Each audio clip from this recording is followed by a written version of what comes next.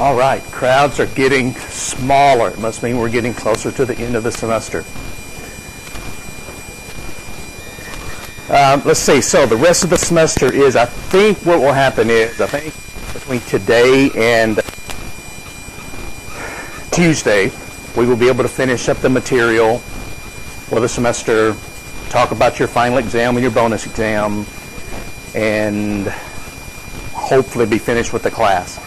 Now on Tuesday, I think I've scheduled, I hope it's Tuesday, I think I scheduled my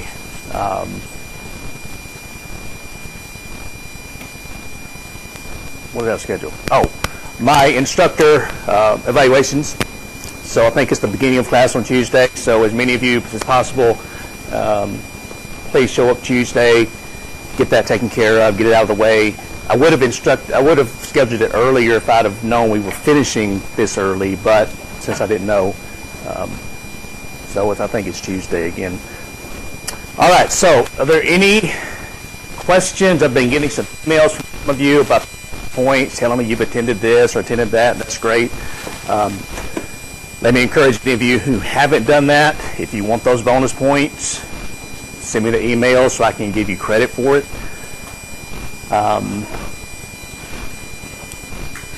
The time to tell me about that is not after I've turned in grades. And then you miss a grade by just a small amount and you email me and say, hey, I forgot to email you and tell you I did 2 things and I need those 5 plus 5 bonus points. Well, it's too late by then. Also, and I don't think it's going to be a problem in here, but the final is on the Tuesday of finals week at 1:30, and I have to get those taken then and graded because I'm going to be leaving town really soon after that. Okay, so if I don't think there's going to be any issues, but I just wanted to let you know that I'm going to have to get those taken care of, get your grades calculated, get them turned in. And once again, my daily reminder, your grades on Canvas are not correct.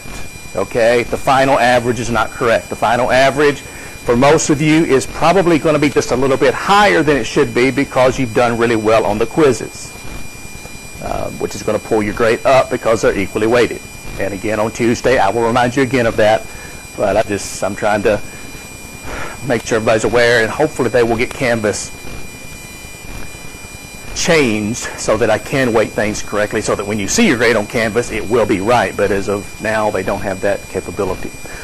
Okay, now, on Tuesday, we finished up the material for your final exam. Now we're in the bonus test material. So we covered the first 6 slides from Chapter 10 and then just a few slides from Chapter 11. And that finished the final exam material.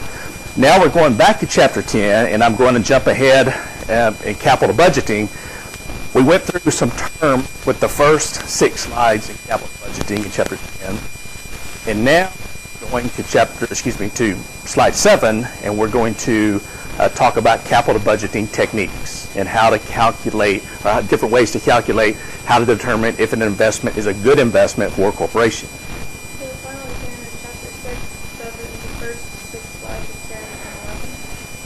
6, 7, I think that's right. Yes. And we can look at that, but it's only if you go to your study guide, it'll have that spelled out in terms of what the final exam covers. All right, now what we're going to do is we're going to, as we go through these capital budgeting techniques, you see an example. This is in your book in Chapter 10. And we've got a company here, Bennett Company, and they're looking at 2 possible investments, Project A and Project B. Now remember, I said project is just a generic term for any type of investment that a company may be making. So it could be, they could be buying a piece of equipment, they could be building a factory, they could be, doing whatever. But typically, it's going to be expensive. It's going to provide benefits for more than 1 year, so it's going to be long term. And it's going to be worth their while to determine beforehand, is it worth spending stockholders' money on this investment, or is it going to lose money after we build the factory, after we buy the piece of equipment? So we've got 2 projects here. Project A has an initial investment of $42,000, so this is what it's going to cost. This is the cash outflow, okay, negative cash flow. And Project B has an initial investment of $45,000. and then we will be able to see the relevant cash flows once we've spent the money here. So table 10.1, we're going to be using this throughout all of our different calculations in this chapter. So we'll be coming back to these cash flows as we analyze these two different investments. So you can see, for example, Project A, we're spending $42,000 today, time period 0, and then it's going to provide $14,000 positive cash flow each year for the next 5 years. Project B will spend $45,000, and then it's going to provide positive cash flows of $28,000, $12,000, $10,000, $10,000, and $10,000 over the next 5 years. So it's just a little bit different setup in terms of the timing and the size of the cash flows, and that's actually going to be important to us a little bit later.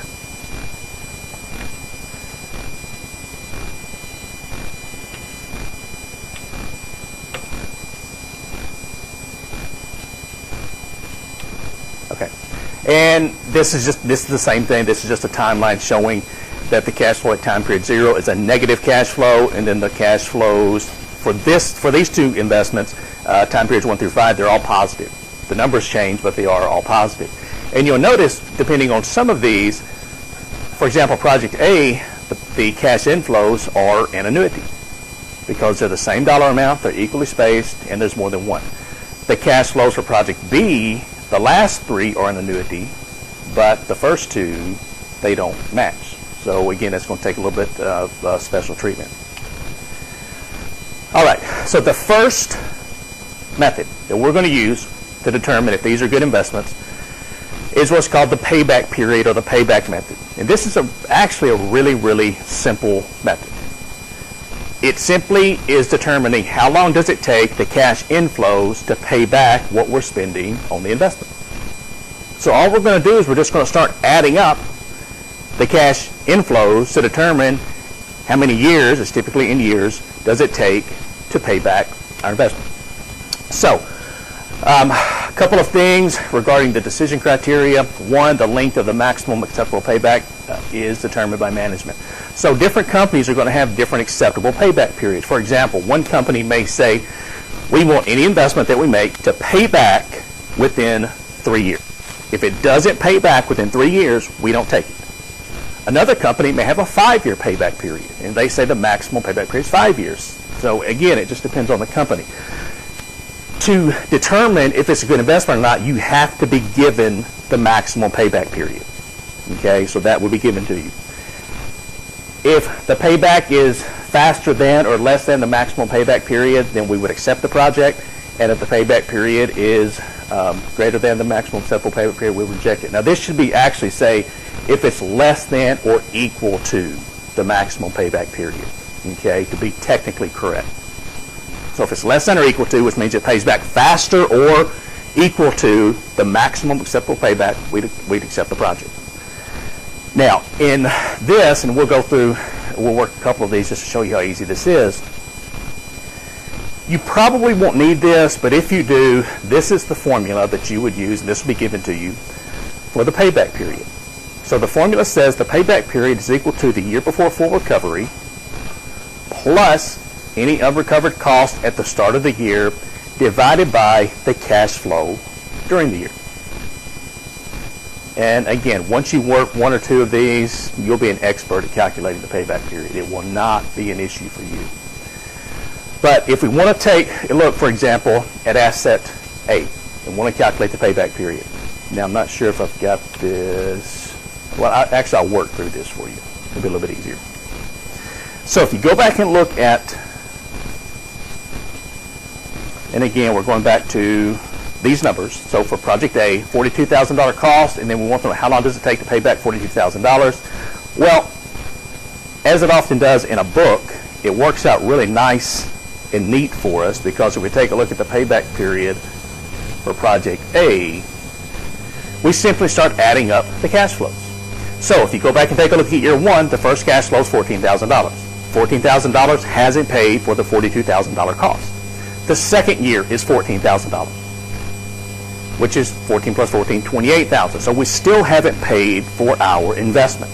And the third year is an additional $14,000, so $28,000 after year 2 plus the third year, $14,000 equals $42,000 exactly. So again, that's a nice textbook number because it works out so even.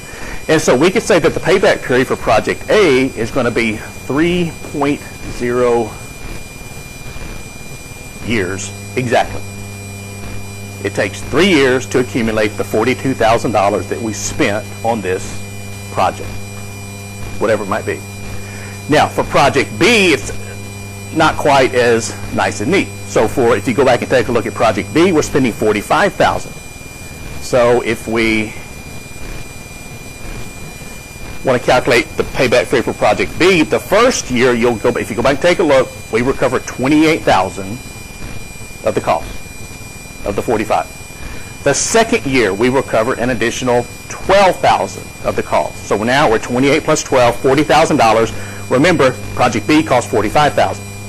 So if you go back and look at the formula, it says the year before full recovery. Well, year 2 is the year before full recovery because we can see that we're going to recover an additional $10,000 in year 3, which will pay for the project.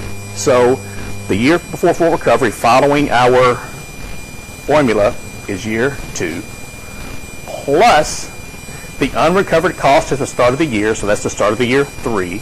So after 2 years, we still have $5,000 to recover. And the total cash flow during the year is $10,000.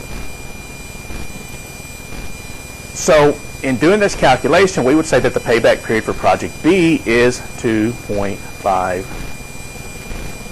years. And again, if you go back and take a look at the numbers, which we'll do in a minute, you can see, you're given the numbers, you're given the formula, you just start adding up. So does this make sense? Is this pretty simple, pretty straightforward? Do they have a flat rate for every investment, or do they have like a ratio where we spend this much money with it? It could be either one. It could be if the investment is a certain dollar amount. Of course, if you're spending more money, you would expect the cash inflows to be larger. So if we change this to, instead of spending $45,000, let's say we spend $45 million, but we increase the cash inflows by the same amount, it will pay for itself in the same period of time. Okay, but that's a really good question because, and again, it's going to depend, I can't say with certainty, to be honest with you, because it's going to vary among companies. Now, as you can see, this is a really, really easy method. You don't have to have a PhD in finance to calculate the payback period or even understand the payback period. And that's one of the strong points is, for a lot of business people, it's really simple. Because some business people, they're really good at what they do. Maybe they know the industry that they're in, but maybe they don't have a degree in finance. Maybe they don't have a degree in accounting. They don't understand these numbers. And so something like this, almost anybody can understand. It just takes 2 years or 3 years or whatever to pay back the investment. That cash flow, is that the $5,000 divided by 15,000? Uh-huh.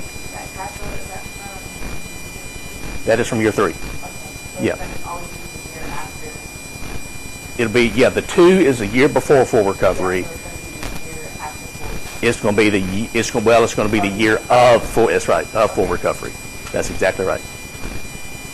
And so if we, let me go back to our numbers here. Okay, so this is actually in your slide. So this is the calculation of this. So we can see project A is 3 years, project B is 2.5 years. So let's calculate it down here. Now, let me go back here for a minute. Let's say, for example, that, let's go back to this. This company's maximum acceptable payback period is 2.5 years. A project has to pay for itself within 2.5 years. And we talked on Tuesday about projects being independent, mutually exclusive. I said that's going to be important a little bit later when you're making decisions. And here's an example of this. If these are independent projects, and we said with independent projects you can accept as many as meet your minimum criteria, and the minimum payback period is 2.5 years, which of these projects would the company accept? Project A, Project B, or both of them?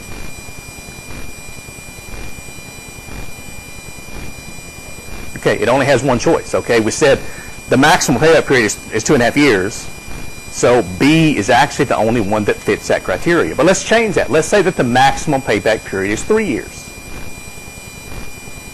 And these are independent projects. Which one or which ones would we accept? If they're independent, you can accept as many as meet your minimum criteria, which means both of them meet the minimum criteria, so we could accept both projects. Now, if you're reading the same problem, but it says everything's the same, 3 years maximum, or 3 years payback, but these are mutually exclusive projects. That's the only change to the question, which one or which ones would we accept? Because of mutually exclusive projects, you can only choose one. And since we're looking for the one with the fastest payback period, even though both meet the minimum criteria, we're going to choose the best one, which in this case is Project B. That's exactly right. So you can see how the wording of a problem makes a big difference in terms of which one or which ones you could accept. Does everybody follow me here? Payback period, pretty simple, pretty straightforward. And you can see that here on this slide. It said it's widely used by firms. And typically it's going to be used for smaller firms, for smaller projects by big companies, and then for small firms it may be used to evaluate all projects.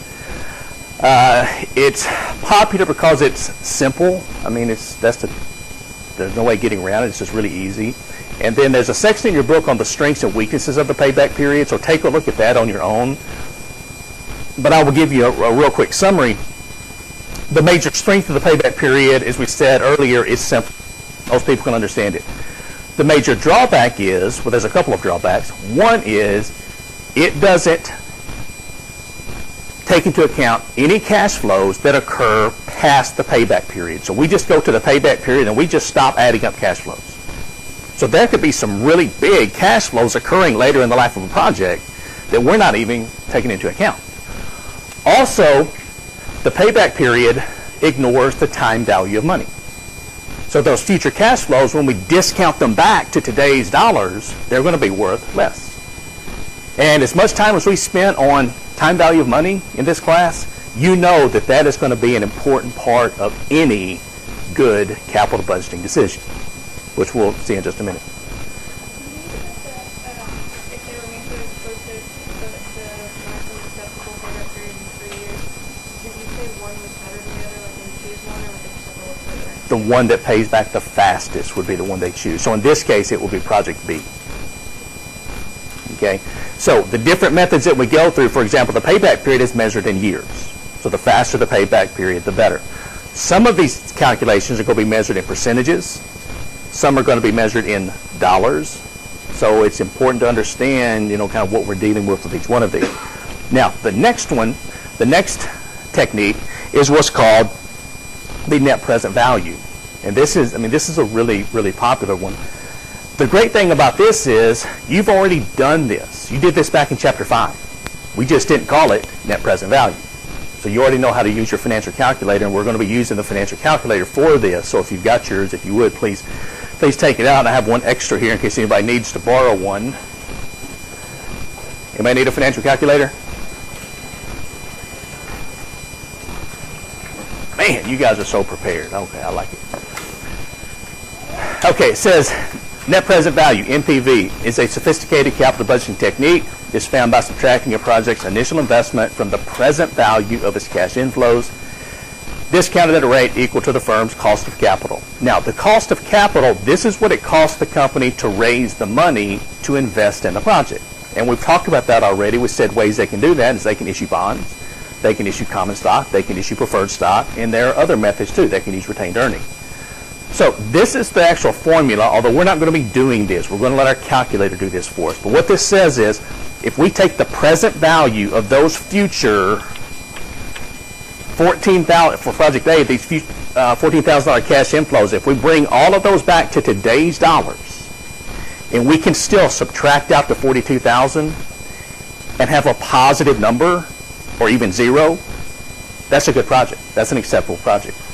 If it has a negative net present value, what that means is if we invest in that project, we're destroying that much shareholder wealth, the amount of the negative net present value.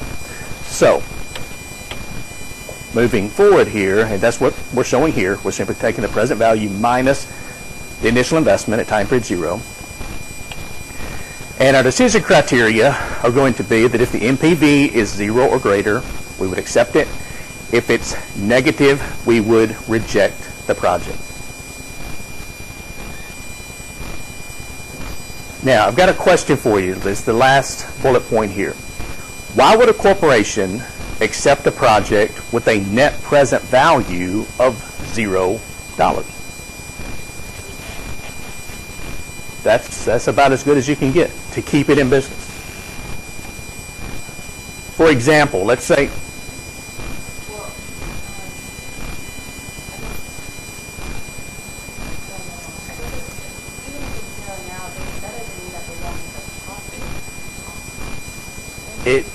what it means is it's not changing, it's not increasing stockholder wealth. So if you have a positive net present value, you're going to increase stockholder wealth by that amount. If you have a negative net present value, you're going to destroy stockholder wealth by that amount. If you have 0 net present value, you're really not adding to the company, but you're not taking away from it either. And the reason is, as was mentioned, during certain economic times, a company, basically they're just trying to keep the doors open. So let's say, for example, I've got a construction company.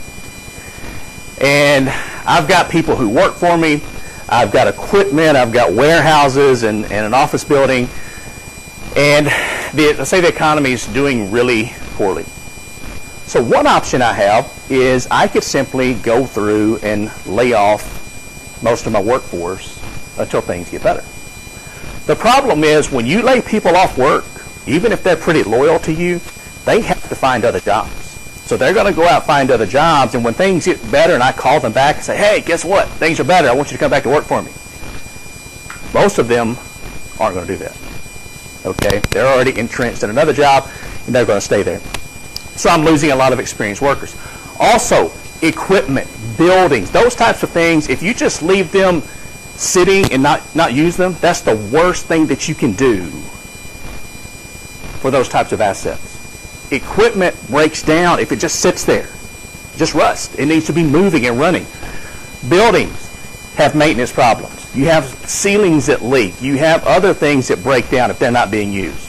And so if I can, as a construction company, if I can take on projects that just, and it's not technically this, but I'm going to use the term break even. If they just break even or have a 0 net present value until things get better, that's better than having to lay off lay off people, almost shut my company down until things improve. Does that make sense? Kind of why we would do that? But I will say that in the long run, you can't stay open taking on 0 NPV projects. You have to have positive net present value investments or you're going to shut down. But for the short term, it's okay. Now, this is an example of our 2 projects, Project A and Project B. So we can see for Project A, this is the net present value at a discount rate or a cost of capital of 10%. So what we're doing, we're taking the present value of these future cash flows, which equal $53,071. We're subtracting out the initial investment, which leaves us with a net present value of $11,071 positive, which is good. And then we're doing the same thing for Project B. It has a net present value of $10,924. Now, we can do this with our calculator, and this kind of walks us through it, but I will actually take you through this. Okay, so here's our calculator. Now, what we're going to use for this is the cash flow register. We've already used the cash flow register. We know how to do this. So if I press my CF key, I'm then going to press my second key one time and the clear work key in the bottom left-hand corner. That's going to clear out any old cash flows. Now, the difference between what we're doing now and what we've previously done is previously in Chapter 5, we used this for a series of uneven cash flows, but we skipped past cash flow 0. This is where it started, and we just down arrowed past it to cash flow 1. Well, now we do have a cash flow at time period 0. For project A, it's a negative 42,000. So we'll put in 42,000. Now, we have to make it negative. We're going to use our plus minus key here, bottom right-hand corner, to make it negative, and then press the enter key to lock it in. And again, once you've done this a couple of times, it's going to come back from what we did in Chapter 5, and you'll be fine with this. Now we're going to use our down arrow key or up arrow key to move around. We'll press our down arrow key one time, and this is asking for the cash flow at time period 1. And for project A, the cash flow for time period 1 is $14,000 positive. So we'll put in 14,000. It's already positive, so we'll just leave that alone, and we'll press the enter key. If I press my down arrow key again, it's going to ask for the frequency of cash flow 1. So what this means is how many times in a row does cash flow 1 occur. And you'll notice, if you go back and take a look at it, the $14,000 occurs 5 times in a row. So at this point, you've got 2 options. One is you could simply enter the number 5 here and be finished. Or you could simply leave it set to 1, go down to cash flow 2, put in 14,000, cash flow 3, 14,000, and the same for 4 and 5. It's up to you. You're going to get the same answer. Matter of fact, I could work it both ways, but I'll just put the 5 here, press enter, and for now we're finished with the cash flows. And if I want to check, I can press my down arrow key to make sure there's nothing else in there, and it'll take me back around to where I started. It just gave it to us in the problem, in the book. Yeah, it'll tell us that it tells you that the cost of raising the money to invest this $42,000 is going to be 10%. And so if we now press we've got our cash flows in. Now if we press our net present value key, NPV, it's going to ask for an interest rate or a discount rate. In this case, that's 10%. So we'll put in the whole number 10. Press the enter key to lock it in. Now we're going to press the down arrow key one time, and it tells us at the top of the screen we need to press our compute key, top left-hand corner. And so the net present value for project A is a positive $11,071.01. Do what? Did you ever do?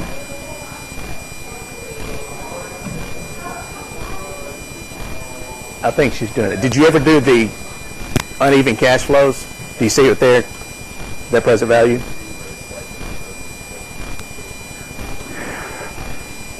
I'm going from memory here. Are you doing this on yours?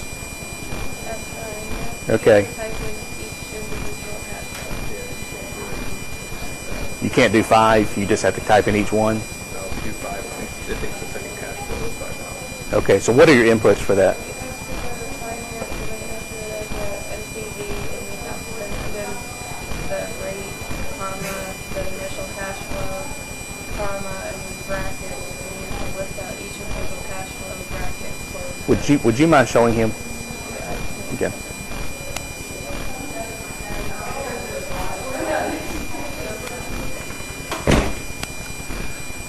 All right. So as you work through this, we see the NPV is positive 11,071. Now for project B, we can do the same thing. Okay. I press my clear button. I go to my cash flow register, and I notice that was from the last problem, so I need to press my second and clear work button. And then for this, the cash flow time period 0 is 45,000. Negative. Press the enter key. And now I'm just going to enter my cash flows as they occur. So the first cash flow is 28,000. Press the enter key. Down arrow, the frequency is 1, which is correct. So we will down arrow past this. The cash flow 2, which is 12,000. Press the enter key.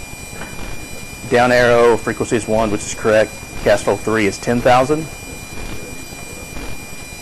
Enter.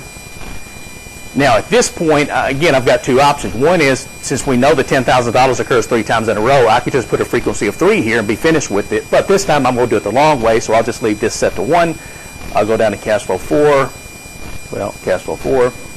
Put in 10,000. Enter. And then cash flow 5, 10,000.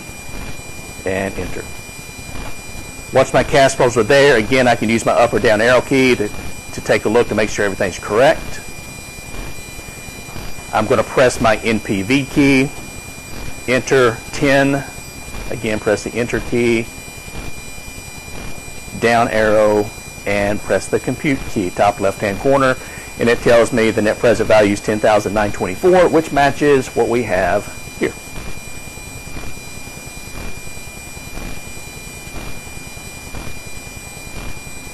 Now, the way we would determine which project we would accept is, if these are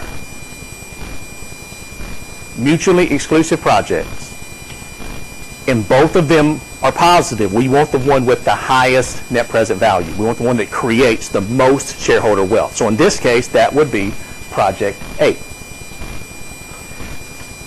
If these are independent projects, which means we can accept any that meet our minimum criteria, so any that are 0 or positive, we would accept both project A and project B because they're both creating shareholder wealth.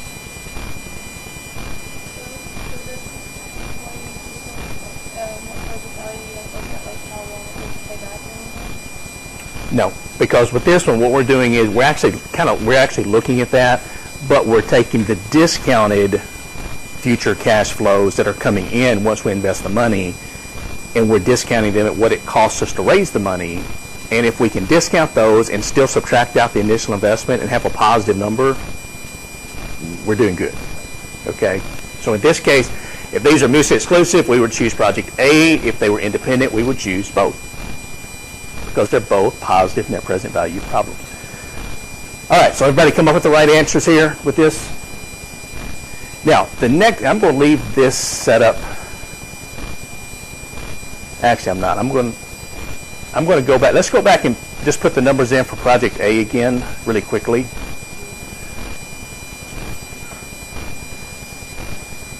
So I'm going to put in the 42,000, make it negative, and press the enter key.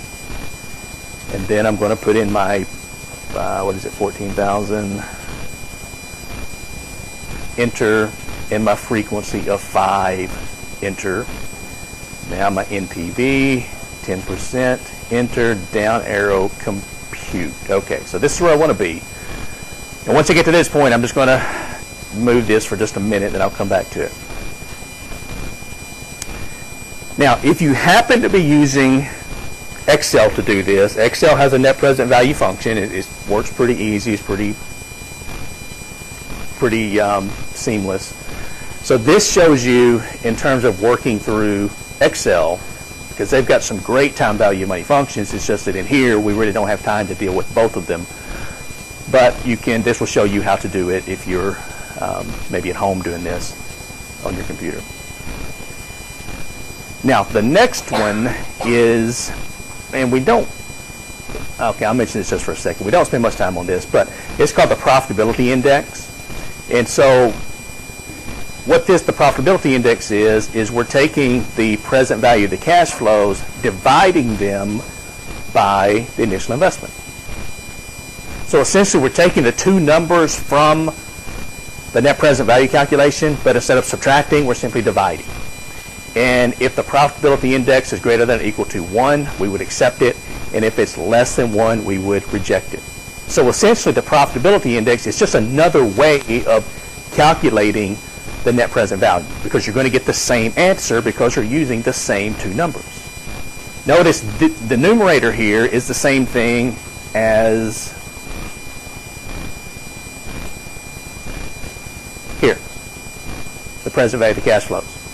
And the denominator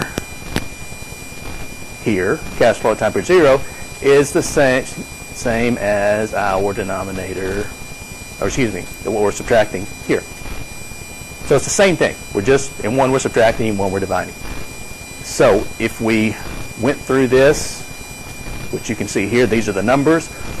This is the present value of the cash flows for project A. This is the initial investment for project A. So it has, if we divide one by the other, it gives us a PI of 1.26. And for project B, it gives us a profitability index of 1.24.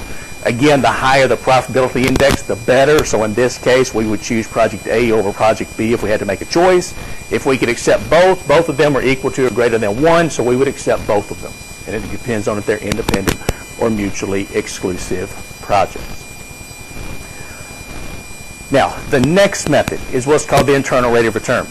And the reason I wanted to leave up what you have in your calculator is because when you're calculating these, for example, the practice problems for the bonus tests or the ones in the back of chapter 10, typically when you're working one of these, they ask you to work 2 or 3 of them. So they not ask you for the same asset to calculate the payback period, the net present value, the internal rate of return. And the great thing is with the internal rate of return, if you've got the cash flows already in for the net present value, or vice versa, if you've already put the cash flows in for the internal rate of return, you simply have to press an additional button to calculate the other method.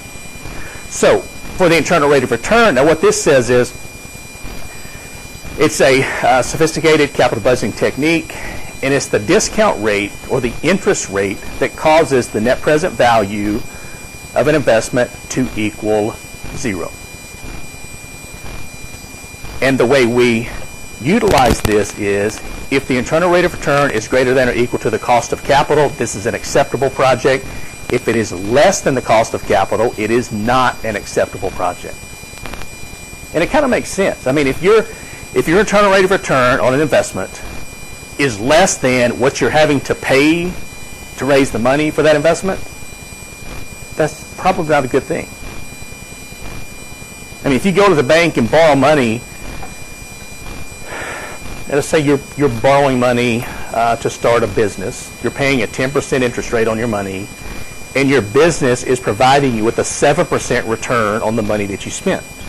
Well, if you're paying 10% and you're earning 7%, you don't have to be a genius to know you can't stay in business very long doing that. So in this case, if we're calculating the internal rate of return, and this would show us how to do this, but I'm going to bring my calculator back up. Okay, so this is where we stopped. If I want to calculate the internal rate of return, and I've got my cash flows in already, I just press the internal rate of return key and the compute key. And so I don't have to go through, if I've already got the cash flows in, I don't have to go through and enter those again. And this tells us for project A, it's 19.85%, rounded up to 19.9, which matches what it says here. If we want to do this for project B, again, we would simply go to our cash flow register, clear everything out, and then I'm going to put my cash flows in really quickly. So this is going to be negative, and then it's going to be 28,000. Time period 1, 12,000. At time period 2, and 10,000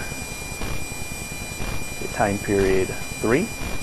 And now, instead of going through for period 4 and 5, I'm just going to enter a frequency of 3 here because the 10,000 occurs 3 times in a row. Press my internal rate of return key and my compute key. And it tells us it's 21.65%, which I think should match what we find on the next slide. Now, go ahead.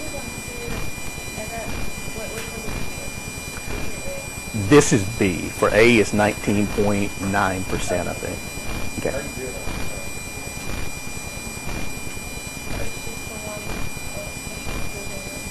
Is it the internal rate of return function? Is it the same way? The only thing different is you don't put in the percentage point. You just put in the initial outlay, comma, bracket, and then your series cash flow. With the internal rate of return, now again, we've had solutions. Our payback period was in years. Our net present value was in dollars. Our profitability index was as a whole number, greater or less than 1. And our internal rate of return is given as a percentage. And in this case, we compare the internal rate of return to what it cost us. In this case, it cost us 10% to raise the money. So for both of these projects, the internal rate of return is greater than the cost of capital. So they would both be acceptable projects if they were independent. If we have to choose one, we choose the one with the highest internal rate of return, which in this case is Project B. If it has a 21.65% internal rate of return, it costs us 10% to raise the money. So it's a good project. Now, based on this, and this is for Project B, so if you're looking at the slides, you can see this.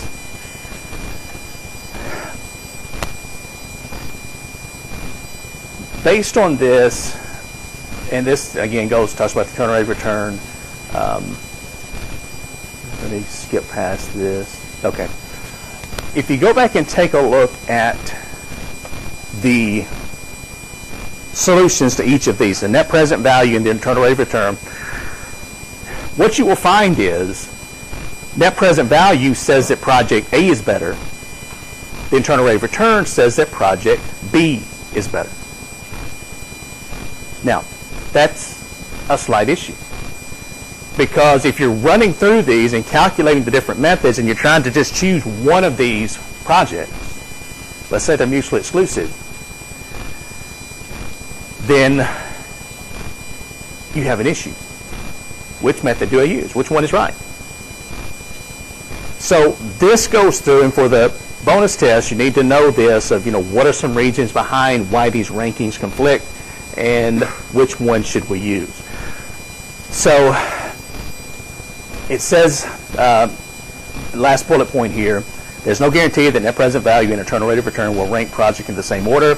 However, both methods should reach the same conclusion about the acceptability or non-acceptability of the projects. So what they're saying is you're not going to have an issue typically with one saying a project is acceptable, the other saying it's not. It's just that if you have two projects that are acceptable, which one should you choose? So based on this, our conflicting rankings, they come from two different areas. And this is a combination of things working against each other. One is going to be the magnitude or the size of the cash flows. The other is the timing of the cash flows. So if you go back and you take a look at Project A and Project B, remember, Project A had all of those nice even cash flows occurring each year, $14,000, 1, 2, 3, 4, and 5. Project B had a really big cash flow at time period 1, $28,000, and then smaller, $12,000 time period 2, and then even smaller, $10,000 cash flows in time periods 3, 4, and 5. And so because of that, we're coming up with two different possibilities. And based on this, it says one underlying cause of the conflicting rankings is the implicit assumption concerning the reinvestment of the intermediate cash flows. This is referring to those, for Project A, those $14,000 cash flows. What it's saying is once that $14,000 flows back into the company, they don't just stick it in a drawer somewhere and leave it there. They take that $14,000 and they reinvest it in another project. So when money comes into the company, they simply turn around and they reinvest it in additional projects, hopefully to make more money. But the issue is, with net present value, it assumes that the company reinvests the cash that flows back in and earns at least the cost of capital. So it's saying when the money comes back in, we're going to reinvest it in another project, and we're going to reinvest it at least the cost of raising the money. And that is a valid assumption. It just makes sense. But for the internal rate of return, it says it assumes that the intermediate cash flows, that money flowing back in, is reinvested at that project's internal rate of return, the previous project. So in this case, for Project B, that was 21-point-something%. So this is saying that the internal rate of return assumes that the next project is also going to return 21+%. And that's not really valid because we don't know what the next project is going to return. We hope it's going to return more than 10%, which is the cost of raising the money, but it could be 12%, 14%, 16%, or even 25 or 28%. But the internal rate of return reinvestment assumption is not valid. It's incorrect. So based on this, This tells us that on a theoretical basis, NPV is a better approach. And it says NPV measures how much wealth a project creates. And also with the internal rate of return, you can come up with, actually come up with two solutions. And it says if the sign of the cash flows changes more than once. So with our example that we went through, we only had one sign change. We had the negative cash flow at time period 0, the initial investment, and then we changed to positive cash flows, and that was the same for the rest of the investment. But occasionally, as I talked about on Tuesday, sometimes you'll pay for a project, a negative cash flow, then it becomes positive. But then I gave the example of having your mower business, and you had to overhaul your mower, so you had a negative cash flow that year, and then you started mowing again, it was positive. So the signs of the cash flows more than one. In that case, because of something, I'm not going to get into the math here, but because of something called the quadratic equation, that bring back good memories from your math class? So some of your eyes just go like, the worst thing in the world I could have ever said, the quadratic equation. Oh my God. I'm not going to ask you to work it, but does anybody remember the formula for or can you at least start the formula for the quadratic equation? Okay, all I need is the first part. You're just showing off now, okay? You're just showing off. Nobody had thought about that whenever I was. We'll get up here. Song, I can never forget it now. Okay, after class you can sing it for me. I won't make you do it here. Okay, the part that's important to this is the negative b plus or minus. So with the quadratic equation, how many solutions do you come up with? 2 solutions, okay? So because of the change of the signs of the cash flows and the quadratic equation, you can actually come up with 2 internal rates of return. So let's say you come up with one that says it's 8%, the other says it's 18%. Well, which one is right? Because that's a big difference. If it's 8% and we've got a cost of capital of 10, that's not an acceptable project. If it's 18% and the cost of capital is 10, that is an acceptable project. So because of this is simply another reason why normally the net present value is a superior capital budgeting method to the internal rate of return, although the internal rate of return typically is used more often in practice because the solutions are given as a percentage. So for the bonus test, know that theoretically NPV is better. In the real world, the internal rate of return oftentimes is used because managers simply like working with the percentages versus the dollars. All right. Do what? Bonus test? That's on the bonus test. Yes. All right, so questions about any of this to this point?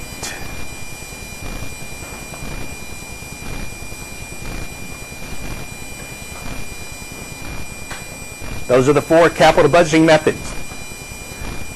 All right, so on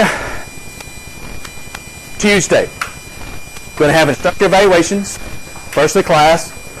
Then we're going to finish the material for the bonus test, and then we're going to talk about the final, talk about the bonus test, answer any questions. We can talk about some of the practice questions if you want to, review for it, and you'll be finished with the class. Okay?